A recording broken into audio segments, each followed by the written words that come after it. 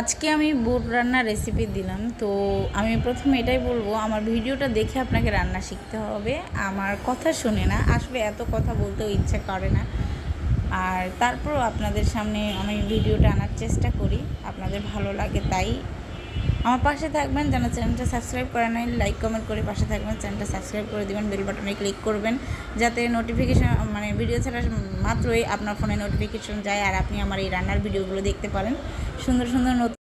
তো আমি একটু বলে দিই, প্রথমে বুটটা আপনি পেঁয়াজ বেরেস্তা করে নেবেন, লাল লাল করে। প্রথমে দেখতেই পেয়েছিলেন আমার ভিডিওতে, বেরেস্তা করে এটা আমি ময় মশলা যত ছিল, ধনিয়া গুঁড়া, মরিচ গুঁড়া, আদা বাটা, রসুন বাটা, জিরা বাটা, এসব কিছু দিয়ে লবণ হলুদ দিয়ে ভালো করে কষান করে নেবেন। তারপরে বুটটা ঢেলে দিবেন। বুটটা বা ঘুগনিটা ঢেলে দেওয়ার পরে সেটা আপনি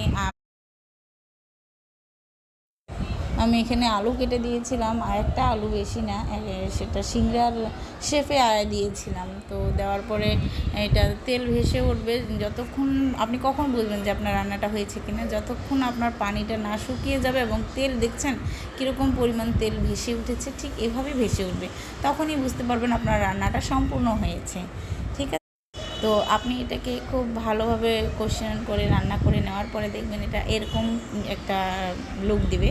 তারপরে এটা আপনি যেভাবে খাবেন সেভাবে আপনি সুন্দর করে ডেজার্ট করতে পারেন। তো আমি এভাবে খেতে পছন্দ করি, শসা, কাঁচামরিচ, পেঁয়াজ দিয়ে এবং এক টুকরা লেবু ফালি দিয়ে খেতে ভীষণ মজা পেয়েছি। ভালো থাকবেন, আসসালামু আলাইকুম।